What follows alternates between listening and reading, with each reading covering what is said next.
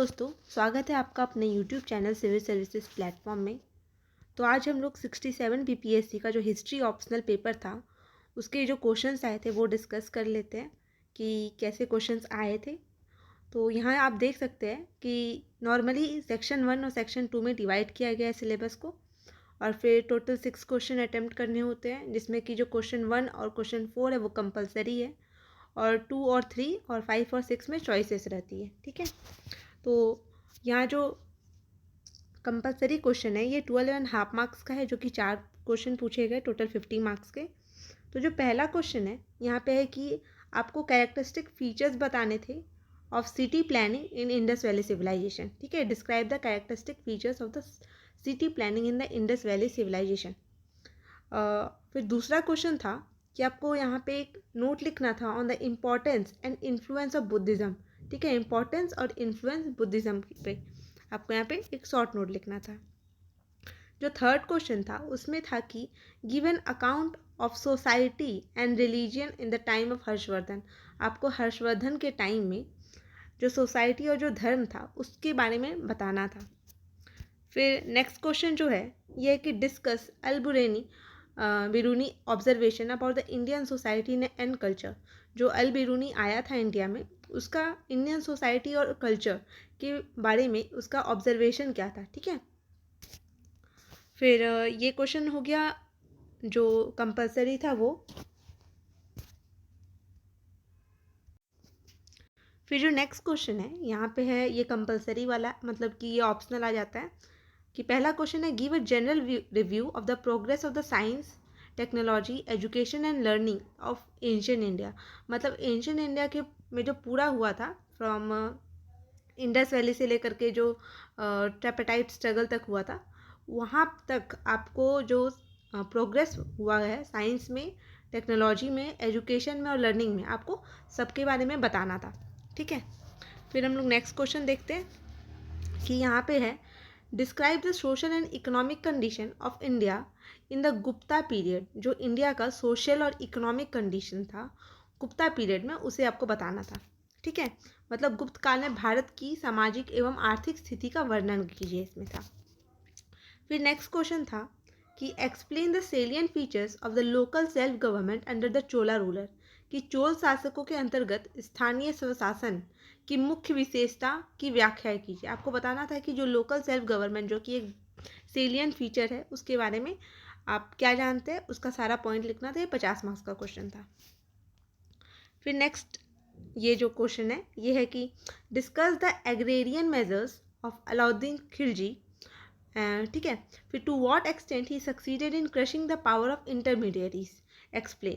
तो यहाँ पे आपको एग्रेरियन मेजर बताना था, कृषि संबंधी जितना उपाय लाया गया था अलाउद्दीन खिलजी के द्वारा ये, और फिर ये बताना था कि वो किस हद तक जो इंटरमीडिएट है, जो कि बिचौलिए हैं, उनकी शक्तियों को दबाने में वो सफल रहे।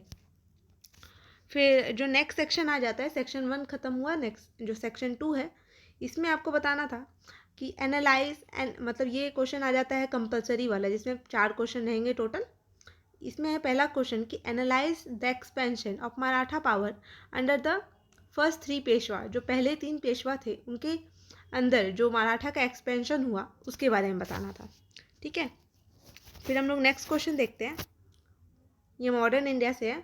Discuss the basic economic policy, मतलब British economic policy in India and highlight their impact on Indian society. जो भारत में ब्रिटिश शासन की आर्थिक नीतियों के बारे में बताना है और उसका प्रभाव क्या पड़ा इंडियन सोसाइटी पे, ये बताना है। नेक्स्ट क्वेश्चन है assess the reasons for the rise of the nation states in Europe in the 16th century. जो राष्ट्रीय राज्यों का उत्थान हुआ यहाँ पर यूरोप में, उसके बारे में आपको बताना था कि 16th सेंचुरी में कैसे इनका उत्थान हुआ। ठीक है, फिर नेक्स्ट क्वेश्चन है explain the fundamental and immediate factors responsible for the French revolution. तो फंडामेंटल फैक्टर बताना और इमीडिएट फैक्टर बताना है कि क्या था जो फ्रेंच रिवॉल्यूशन को अग्रसर किया, मतलब कारण था जिसके कारण फ्रेंच रिवॉल्यूशन हुआ। फिर नेक्स्ट क्वेश्चन है, ये क्वेश्चन आ जाता है 50 मार्क्स का। इसमें analyse the role and significance of Subhash Chandra Bose and Indian National Army in the freedom struggle of India, कि सुभाष चंद्र बोस का और उनके इंडियन नेशनल आर्मी का क्या रोल था, क्या सिग्निफिकेंस था फ्रीडम स्ट्रगल में। ठीक है। फिर नेक्स्ट क्वेश्चन है, explain the emergence of Mahatma Gandhi as a leader of national movement, कि महात्मा गांधी का इमरजेंस को आपको बताना है कि वो नेशनल मूवमेंट के लीडर कैसे हुए। फिर how did he bring masses into its fold, मतलब वो अपने में, मतलब कि जो आंदोलन है उसमें वो मासेस को कैसे इंक्लूड किए। ठीक है, ये बताना था। फिर क्वेश्चन नंबर 6 है, ये वर्ल्ड हिस्ट्री से है, कि discuss the social economic causes of the Russian revolution of 1917। 1917 में जो रशियन रिवॉल्यूशन हुआ था उसका जो सोशल इकोनॉमिक कॉजेज है आपको वो बताने थे।